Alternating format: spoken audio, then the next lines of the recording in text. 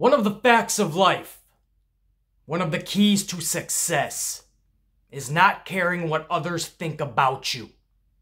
Really, truthfully, not caring what other people think about you. Not just saying it 10 times a day to anybody that'll listen to you, or doing outrageous things just to try to show people that you don't care what they think about you, when in reality you're just lying to yourself, which is pitting you deeper and deeper into a pit of misery and depression that you're already in. No, when you truthfully no longer care what others think about you, you are cutting away judgment. And you are cutting away this ball and chain that has been locked to your ankle for far too long. What you're doing when you make a conscious decision to no longer care about how others judge you is you are allowing yourself a freedom that is uncomparable to anything else in this world. You are doing what you should have done from day one, living your life on your terms, your way, the way you see fit. And my friends, that is something money can't even buy. There's no price tag on that type of freedom. When you truly live your life not caring about what others think about you. That is how entities like Apple and Amazon are created. Dudes or gals with wild genius ideas, but they know that if they attempt this, the world is going to look at them like they're crazy.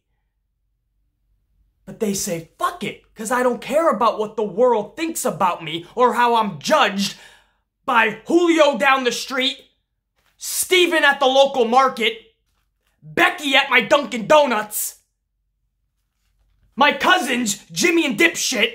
Nobody cares anymore. The shackles are off. I have a crazy idea. I'm gonna jump headfirst, full throttle, and see if I can make something out of this. If it works, amazing. Everybody who judged me and called me just a lunatic, well, now they're looking up at me, saying I want to be like that, I want to do something like that. That's a freedom that I want to have. And if I fail, then I'm no worse off than I was before. You already looked at me like a lunatic. The only difference now is a few more Joe Schmoes look at me like a whack job.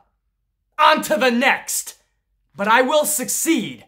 Because I'm crazy enough to do such, and I no longer have to hide that fact. I no longer have to fit a stereotype or a certain mold that society wants me to fit, so I blend in and I'm average, I'm normal.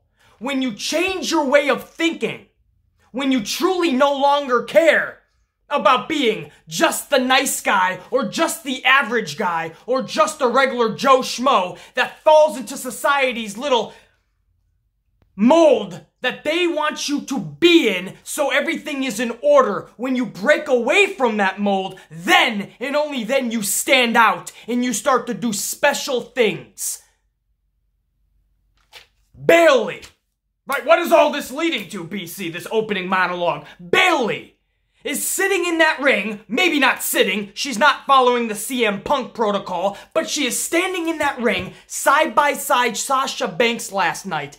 And I swear to you, it wasn't that long ago when Sasha was standing shoulder to shoulder with Bayley in that ring, and I almost was nauseous every single time I saw them together in that ring. It wasn't too long ago. The Boston Hug Connection Collection, fucking whatever it was called. It made me nauseous because they went out there and they paraded themselves as they patted kids on the head and they signed their autographs and they put smiles on kids' faces and they held up signs that said, I love Bayley and Sasha rules. And they played the roles of role models. That's cute, cuddly, and adorable. There's just one problem. That is not who they are or should be. Bayley's character can be such, but they deserve and they are so much more than that. They are worth so much more than just relegated to the role of smiles on your faces. This is pro wrestling. And when you have awesome talent, you use them and utilize them to their highest levels, degrees, and skills. And to watch them relegated to a nothing, irrelevant tag team because you knew that's where Vince McMahon was going to lead all this to. Even if they won the titles, you knew nothing was going to come from it. I said it from the beginning, and I took a lot of heat from my own Sasha fans. And of course, Bayley fans, they jumped on the Amplified, man, because they didn't want to hear the truth. But what happened? They got the title for less than a month. They were fucking done with them, and Sasha was out because she was so frustrated. I was right all along. Now here we are, not too long after. Sasha is side by side Bayley again, but I'm not getting that nauseous feeling. Why? Why? Because they changed their fucking attitude.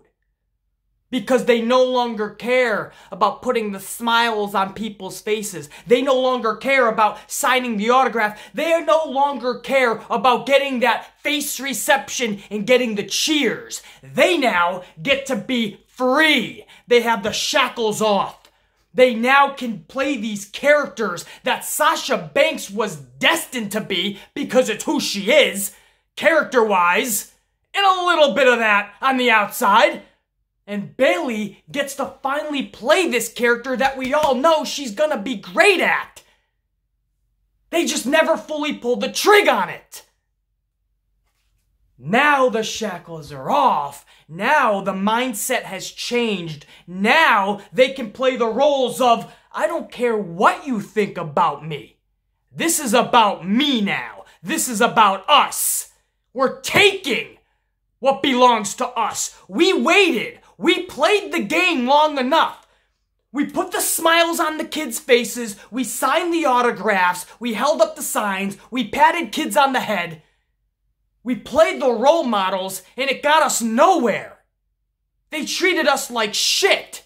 Oh, that's cute. It's Bayley and Sasha. They'll put the smiles on their faces. Now let's get to the real order of business. They don't deserve more than that shit? No, now their characters are what? What's the deal? Now I'm taking my shit. What are you gonna do? Are you gonna boo me? Sasha Banks was being booed by half the fan base anyway. Because she just had that natural heel instinct. There is just something about Banks that exudes this over-the-top, amazing persona. Captivates you from the time she comes through that curtain and that music is blasting. And this persona can offset a lot of people. This persona can make people not like you.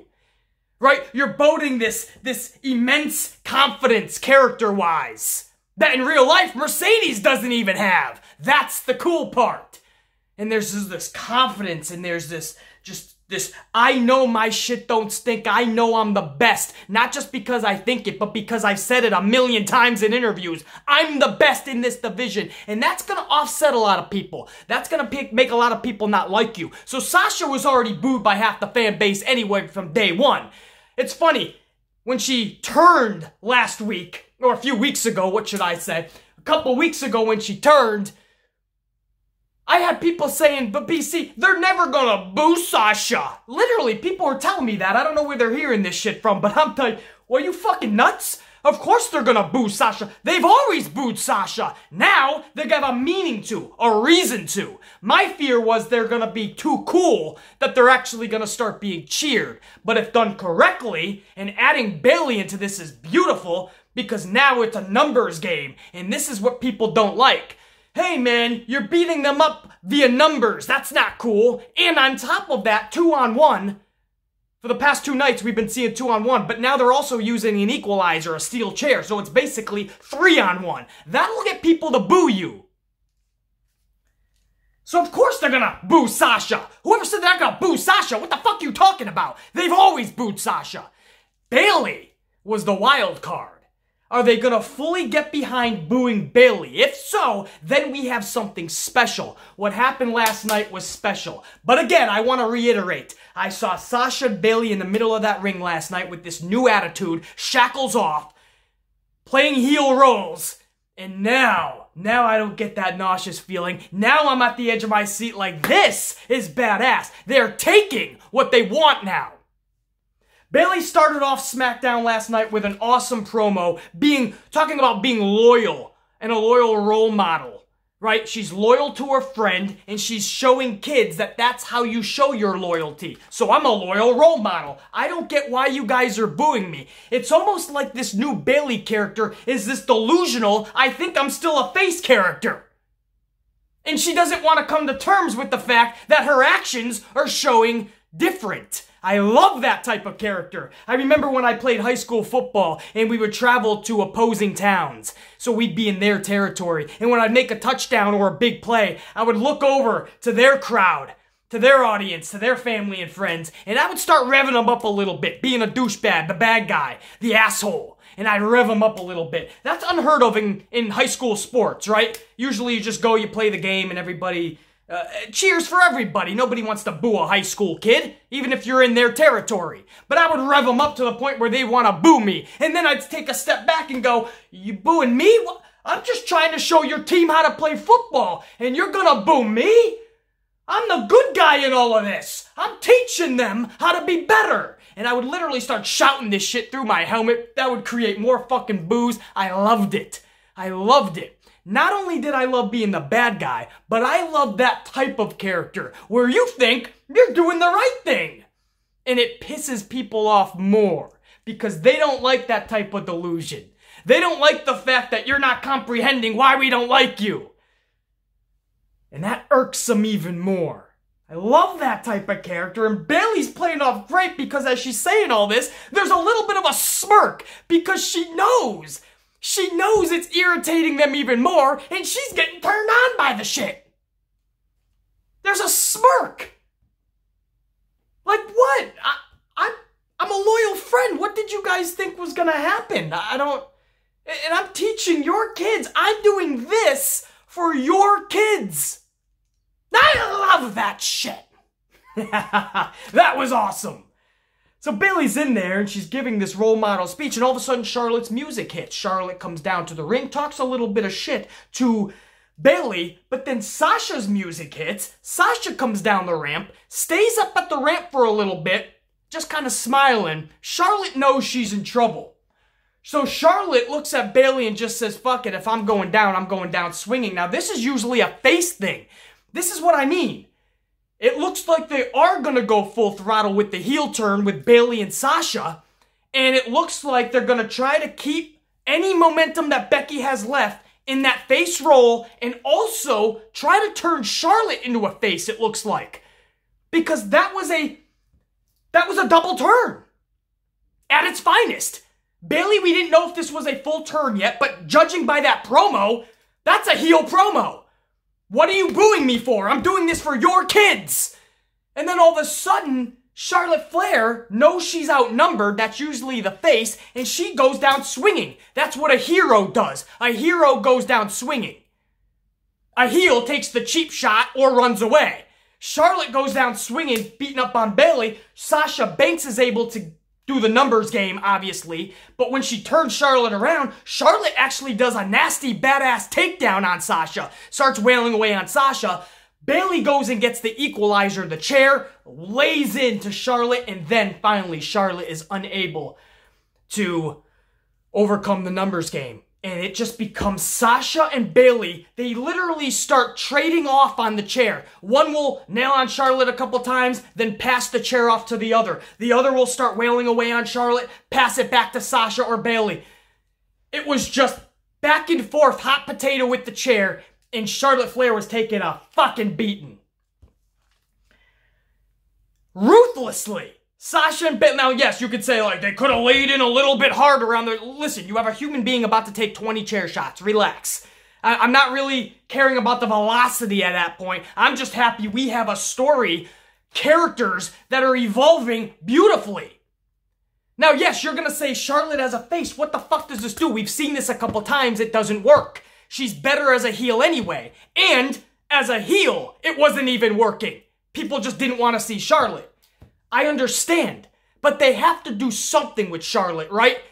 She is one of the best female wrestlers in the world. Whether you think she is or not, that's a fact. I'm not going to sit here and say where she's at, number 1 in the world, number 2 in the world. She is just one of the best. You can place her wherever you want.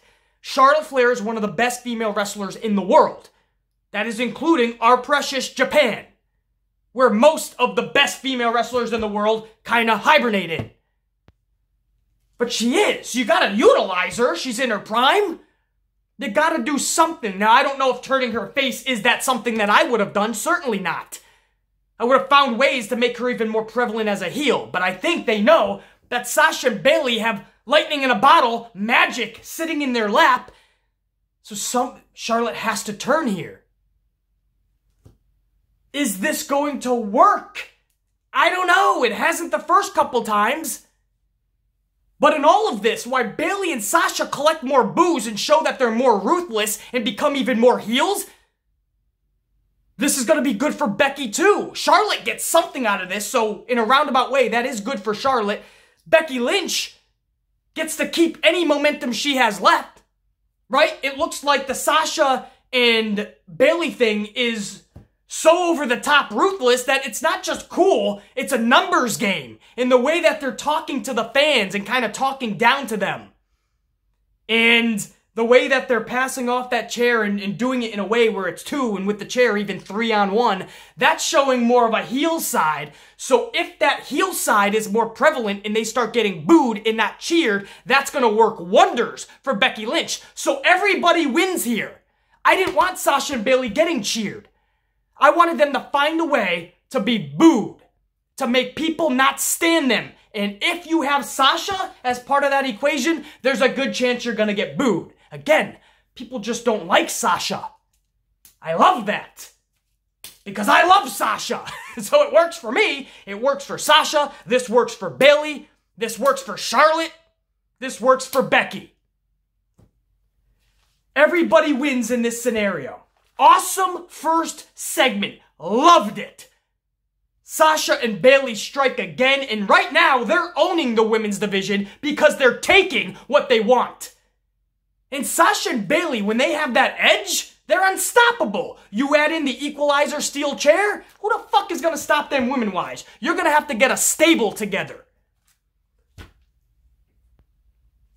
Ronda Rousey is going to have to come back with her horsewomen to try to take out Sasha and Bayley. And then what? Sasha and Bayley have to do some pleading back to Becky and Charlotte to rejoin them, and then we have a horsewomen feud. Who the fuck knows? I find it funny that all of this is revolving around the horsewomen at Clash of Champions, right? Sasha versus Becky for the strap, and Bayley versus Charlotte for the strap. They're the 4 prevalent women right now.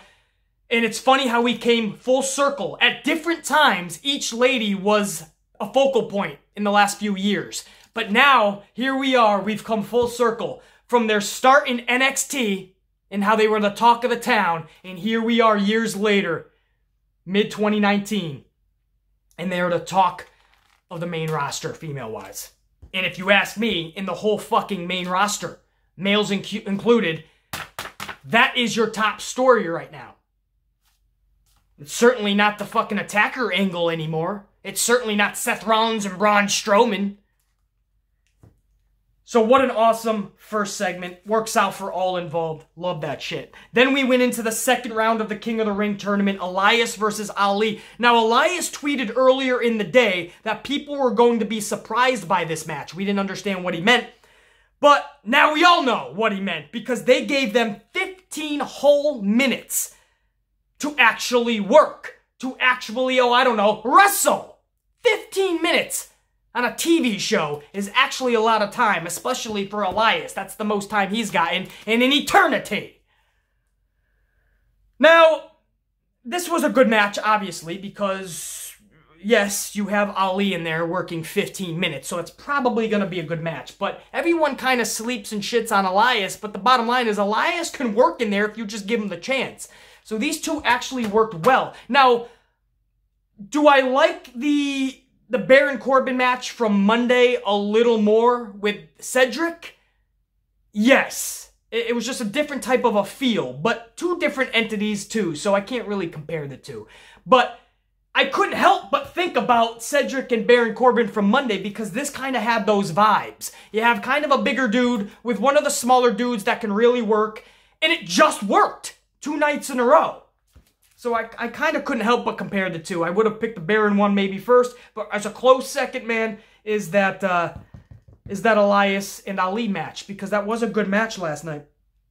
Elias ultimately collects the W, and I'm not going to lie, this would have been a huge win for Ali. Going 15 minutes, conquering somebody like Elias, showcasing that you're moving on and you're an actual threat in this King of the Ring tournament and in that company. That would have worked wonders for Ali. Just didn't happen. However, on the flip side, I know my boy Elias has been waiting an eternity his own for that moment. So Elias has paid his due. So anyone pissed off that Ali didn't get that victory, I hear you and I feel you. But you can't just shit on my boy Elias either. He's been waiting for that moment. So Elias finally gets one shining. It's a small shining moment, but it's a moment nonetheless. What did we end hour one with? Oh yes, Fire and Desire, Mandy and Sonya took on Alexa and Nikki Cross. Listen, Mandy and Sonya have been working good together lately. There's something about them. They're really gelling as, what's that concept? Oh yeah, an actual tag team. So I like that. They're looking like a tag team in there. And I tell you guys this all the time, and I stay consistent with this as Mandy does. Mandy Rose is improving every single time I see her.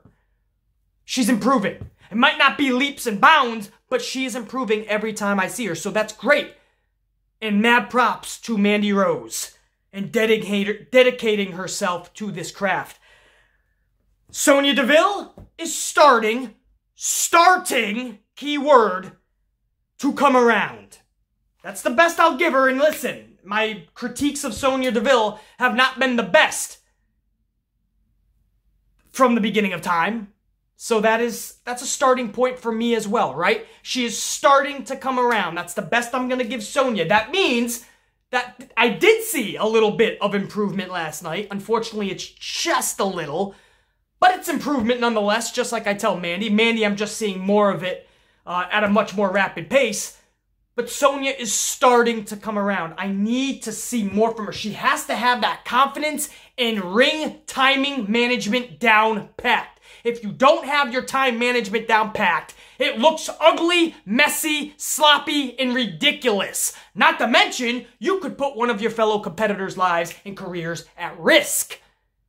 She needs the flow more fluently in there. I'm not saying she's got to be like Randy Orton, where every fucking thing is like a running tap water and it just smooths downstream beautifully. Like a fucking waterfall, I should say. Tap water? What the fuck am I talking about? A fucking nice, calming, relaxing, fluent waterfall. And it just all streams so fucking beautifully. I'm not saying you gotta be like Randy Orton's wrestling skills, but Sonya has to make this look a little better. Clean it up a little bit. Pristine it. Polish it off. Once I see that, I can get behind Fire and Desire. I know. That's the crazy statement of the video. Some people watching me might think everything I say is the crazy part of the video, but that, to me, is absolutely ludicrous. But it's truth. I can get behind Fire and Desire. They're gelling as a team. I'm seeing improvement. Sonya has to polish off a lot of her in-ring shit.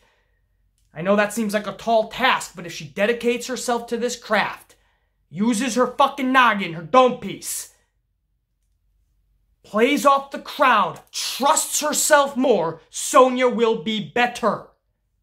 Mandy, stay on your shit.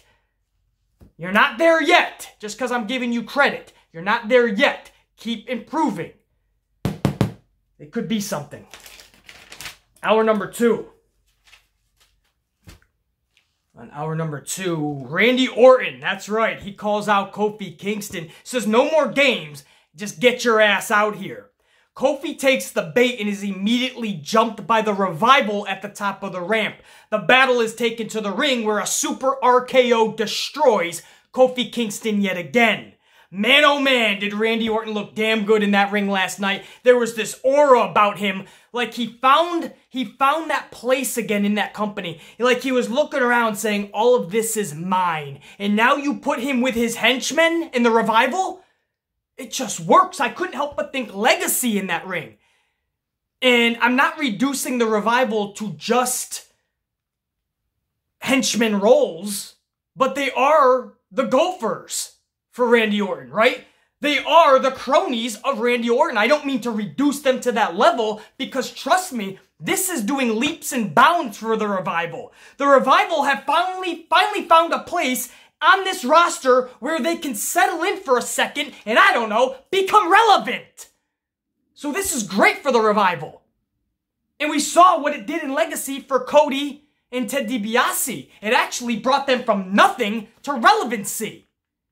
I feel the same thing about the Revival. This looks awesome. They all got on the ropes last night, and I'm looking at them and I'm thinking, this is a badass faction. Yes, it's one of the only factions we have in WWE, but badass nonetheless. Randy Orton could benefit so much from this, and the Revival just the same. This is beautiful. And going into Fox, SmackDown, that whole thing in October, Randy Orton could be a key element in all this. I would like to see him win that strap at Clash of Champions. And let's see the old, badass, ruthless Randy Orton once more. What do you say? You wrap him around people like the Revival? This could be really fucking epic. Up next, Andrade versus Gable. This is the second King of the Ring tournament match of the night. This was the second round of the King of the Ring.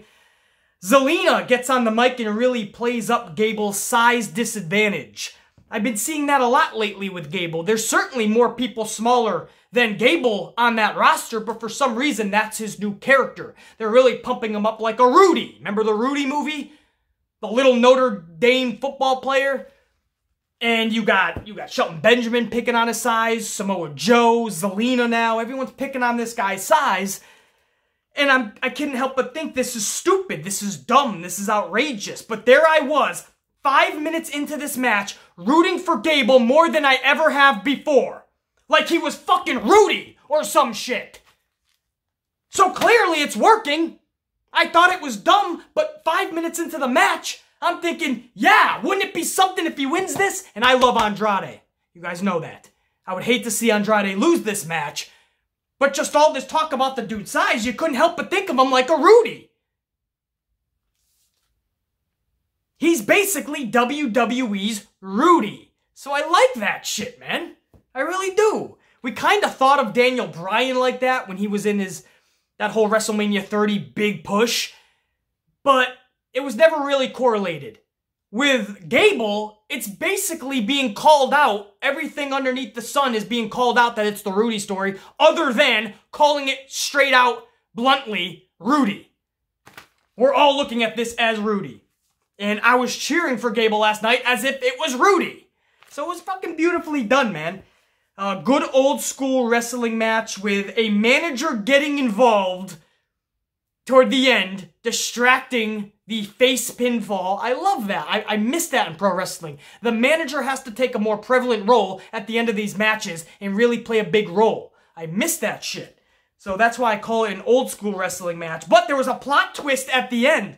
Gable overcame the odds and scored a huge victory over Andrade. Fucking beautiful. Listen, I didn't want to see either one of these two lose. I like Gable. I like Andrade. Neither one of them can afford to lose. They had to pick one. Maybe they flipped a fucking coin. Who knows?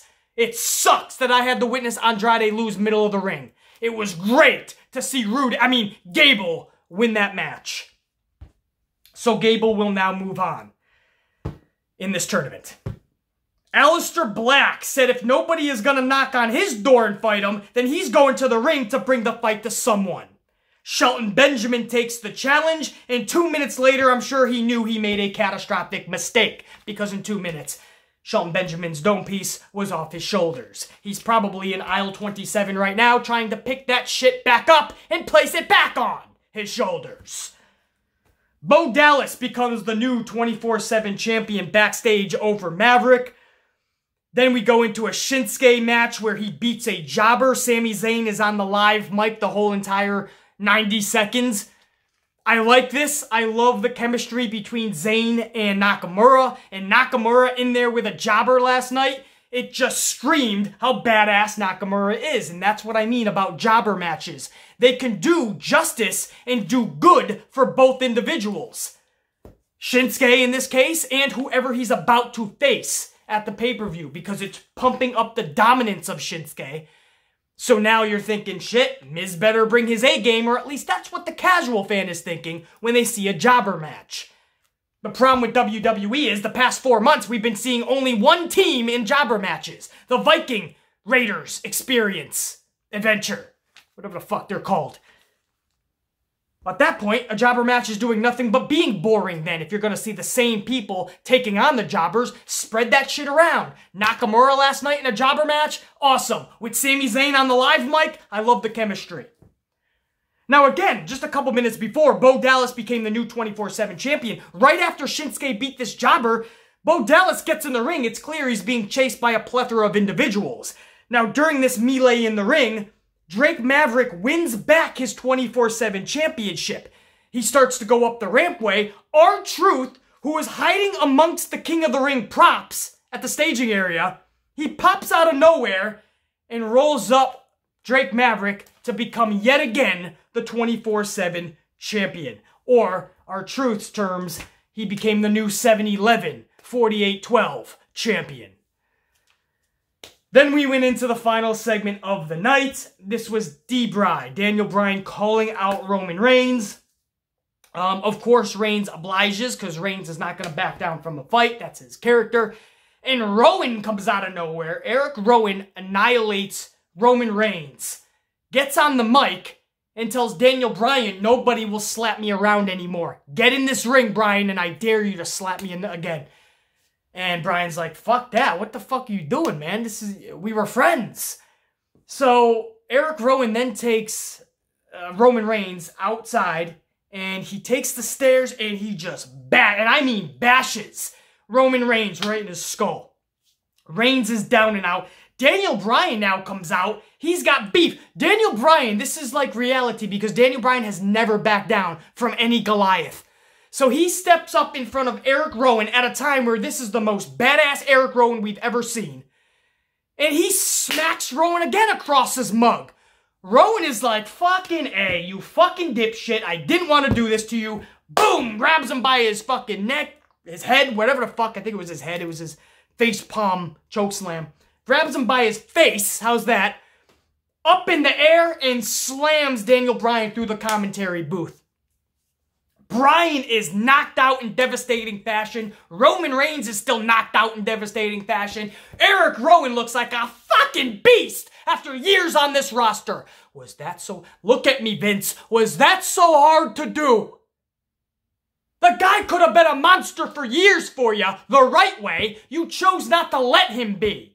That, my friends, was a cool finish. That was cool. Listen, am I happy about the anticlimactic ending to who was the attacker and it ends up just being Eric Rowan? No, I'm not happy about that. And is there more to the story? We'll find out. Do we even care anymore? I know I don't. So yes, that part sucks, but Eric Rowan looking like that? I'll take more of that. Where does Daniel Bryan go from here? Are they trying to turn him face? So we went from Roman Reigns versus Daniel Bryan to now Daniel Bryan might be a face? I don't know. That's the cool thing about this. When you really don't know, they're doing something right.